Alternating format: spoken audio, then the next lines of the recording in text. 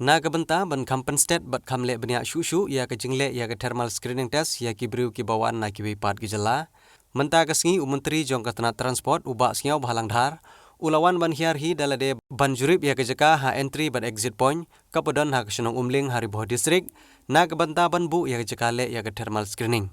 Layu thuru bakane ke jakale ya ke thermal screening ha kane ke entry bat exit point kande betik na ke benta kitrok ki bakit jingkit kum ki marbam mardi bat kiwe ki bawan na barjala ki benlit sya ki benta jong ki district ki bakentup ya ka East Khasi Hills district, West Khasi Hills district, bat Jante Hills district. Bat ya ki kalirit bat kitrok ki benlit sya ki industrial area kum sya ki than narbong onle bet ya ki tes hangtei hakhat lai merhi.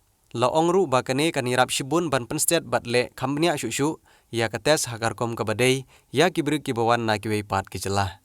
Hakane kasngi laidon lang i deputy commissioner Kariboh district ikong RM Kurba, USP Kariboh district uba N Lamare, DSP ke traffic branch Kariboh district uba O Masar, UMLA ke Jirang constituency uba Sosteno Sotun, bat kiwi de ki officers ki badai pej ya kane ke bentah. Pana ka bentah ba kahel di paman kemun ya kani ka checkpoint yang bentah kani ka nothing. Kare ka cakap transport ngiawan ni kumun instruction ban ni hanu ban set up nama lainnya ke publik. Movement problem. Tadi kami. Mentang la finalize. Akan kita check point jong ini ka baru kepada ini ka karena kes belum tak lagi saya ban bu ni ke department checkpoint. Kamu di ketiga checkpoint nung nanda sini sir? Kat kumulong makat mempat depan ni kan yang teh.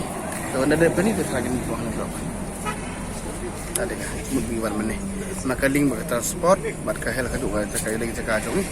Tak ada mulai kita lang badon benta baru ini benta la lesi tinggi don join bad lesi bad bisi but my commissioner transport and today we have finalized everything that maybe it's the good place for the checkpoint center.